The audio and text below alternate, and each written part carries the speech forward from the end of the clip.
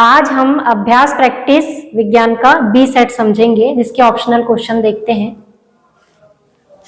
इसके optional question देखेंगे हम। सबसे पहला है, सही विकल्प चुनकर लिखिए। लौह चूर्ण पर तनु हाइड्रोक्लोरिक अम्ल की अभिक्रिया होने पर पहला ऑप्शन है हाइड्रोजन गैस एवं आयरन क्लोराइड अम्ल आयरन क्लोराइड बनता है। हाइड्रोजन गैस एवं आयरन क्लोराइड बनता है। दूसरा है क्लोरीन गैस एवं आयरन हाइड्रोक्साइड बनता है। तीसरा है कोई अभिक्रिया नहीं होती और चौथा है आयरन लवण एवं जल बनता है। तो जब लौह चूर्ण पर तनु हाइड्रोक्लोरिक अम्ल की अभिक्रिया होती है तो हाइड्रोजन गैस निकलती है और आयरन क्लोराइड बनता है। इसका पहला ऑप्शन जो है वो सही होगा। पहला ऑप्शन होगा इसका, हाइड्रोजन गैस एवं आयरन क्लोराइड बनता है। दूसरा देखेंगे हम, धातु उभयधर्मी ऑक्साइड बनाती है। पहला ऑप्शन है सोडियम, दूसरा है एल्यूमिनियम, तीसरा है कैल्शियम और चौथा है कॉपर। इसका सही आंसर है एल्यूमिनियम, जो उभयधर्मी ऑक्साइड बनाती है।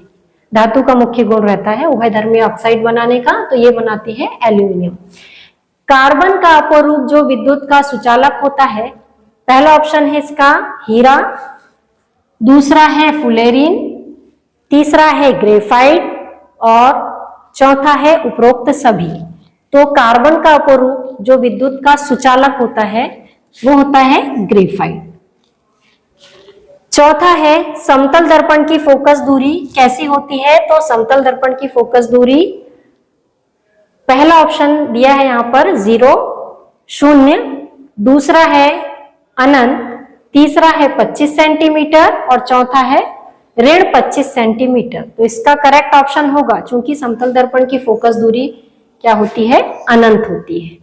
इसका करेक्ट ऑप्शन होगा अनंत। पांचवा, किसी चालक तार का प्रतिरोध निर्भर करता है। पहला ऑप्शन है तार की लंबाई पर, दूसरा है अनुप्रस्थ काट के क्षेत्रफल पर, तीसरा है पदार्थ की प्रकृति पर और चौथा है उपरोक्त सभी। तो इसका करेक्ट ऑप्शन होगा उपरोक्त सभी, क्योंकि चालक का जो प्रतिरोध है इन सभी बातों पर निर्भर करता है, तार की लंबाई पर भी, तार के अनुप्रस्थ काट के क्षेत्रफल पर और पदार्थ की प्रकृति पर। तो इसका करेक्ट ऑप्शन उपरोक्त सभी, ये सही होगा। प्रश्न दूसरा लेंगे हम, रिक्त स्थान की पूर्ति कीजिए। ऐसी अभिक्रिया जिसमें एक अभिकारक उपचयित होगा, दूसरा अभिकारक अपचयित होगा, तो वो अभिक्रिया क्या कहलाएगी? रेडॉक्स अभिक्रिया कहलाएगी। रेडॉक्स अभिक्रिया कहलाती है। दूसरा है पारे की मिश्र धातु क्या कहलाती है? पारे की मिश्र धातु को अमलगम कहते हैं। तीसरा खाली स्थान है, एसिटिक अम्ल का 3 से 4% विलयन सिरका या विनेगर कहलाता है।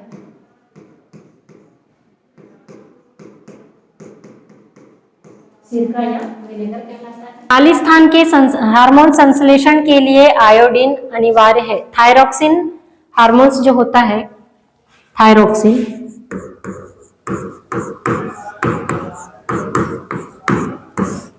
इसमें आएगा थायरोक्सिन हार्मोन्स के संश्लेषण के लिए आयोडीन अनिवार्य है। विरल माध्यम में प्रकाश की चाल सघन माध्यम में प्रकाश की अपेक्षा अधिक होती है।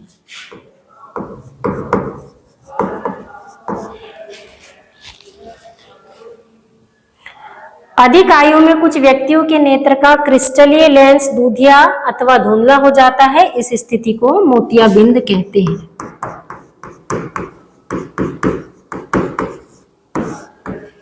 मोतियाबिंद एक ऐसी कंडीशन होती है जिसमें जो लेंस होता है वो दूधिया रंग का हो जाता है या फिर धुंधला हो जाता है, और इस रोग को मोतियाबिंद कहते हैं।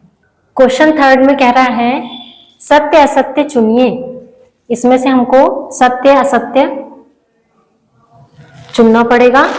पहला है मेथिल ऑरेंज एवं फिनोफ्थलीन संश्लेषित अम्ल क्षार सूचक है। तो ये बिल्कुल सत्य है, क्योंकि ये प्राकृतिक सूचक नहीं कहलाते हैं। मेथिल ऑरेंज और फेनाफ्थिलीन इनको संश्लेषित करके बनाया जाता है।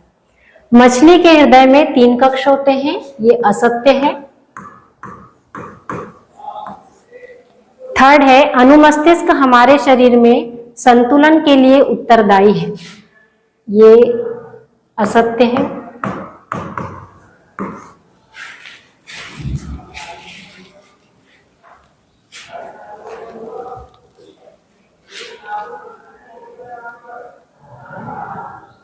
फोर्थ है जीन लक्षणों की वंशागतिकी को नियंत्रित करते हैं, ये भी सही है।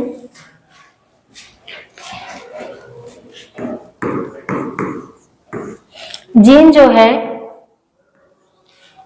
लक्षणों की वंशागतिकी को नियंत्रित करते हैं। निर्वात में प्रकाश की चाल 3 गुणित 8 मीटर प्रति सेकेंड है, ये भी सही है। प्रकीर्णन प्रकाश का वर्ण विक्षेपण करने वाले कणों के साइज पर निर्भर नहीं करता, ये असत्य है।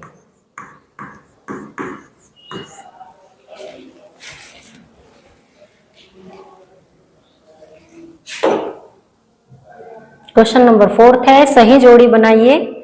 तो इसमें पहला है सोडियम हाइड्रोक्साइड, दूसरा है इंसुलिन, तीसरा है टेस्टोस्टेरोन, चौथा है मेंडल के प्रयोग, पांचवा है धारा का चुंबकीय प्रभाव और छठवा है प्रिज्म।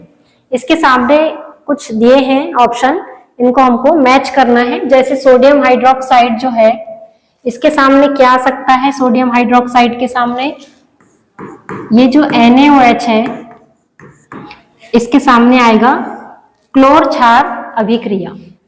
इंसुलिन जो होता है अग्नाशय से निकलने वाला हार्मोन्स है, जो यहाँ पर पहले से दिया हुआ है। अग्नाशय से निकलने वाला हार्मोन्स इंसुलिन कहलाता है, जो शुगर को कंट्रोल करने का काम करता है। टेस्टोस्टेरोन ये नर में पाए जाने वाला नर जनन हार्मोन्स कहलाता है। मेंडल के प्रयोग जो थे, सर्वप्रथम मेंडल ने मटर के पौधे पर प्रयोग किया था। धारा का चुंबकीय प्रभाव, इसके खोजकर्ता का यहाँ पर नाम है ऑस्टवर्ड। और जो प्रिज्म है वर्ण विक्षेपण से रिलेटेड है, प्रकाश का वर्ण विक्षेपण क्या है? जब 1:HNO3 प्लस 3:HCl, ये दोनों को आपस में मिलाया जाता है, तब उससे जो बनेगा उसको एक्वारेजिया कहते हैं, जो सोने को गलाने के काम आता है। इन दोनों का अनुपात 1:3, ये दोनों का अनुपात जब मिलाया जाता है तो उससे एक्वारेजिया तैयार होता है। आनुवंशिक लक्षणों की वंशागतिकी के नियम किसने दिए थे? तो ये ग्रेगर जॉन मेंडल जो थे, मेंडल नामक वैज्ञानिक, उन्होंने दिया था आनुवंशिक से रिलेटेड। उभयलिंगी पुष्प किसे कहते हैं? तो ऐसा पुष्प जिसमें नर पुष्प और मादा पुष्प,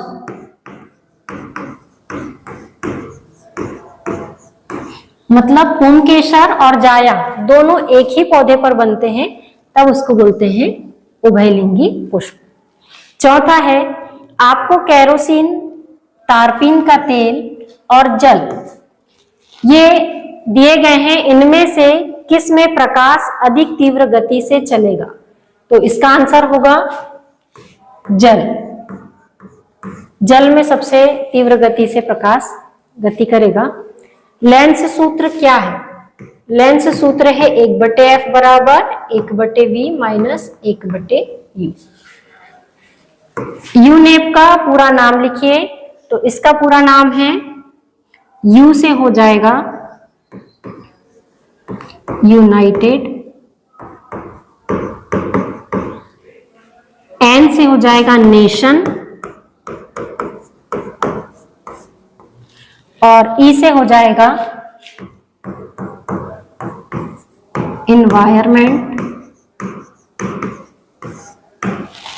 और P से हो जाएगा प्रोग्राम।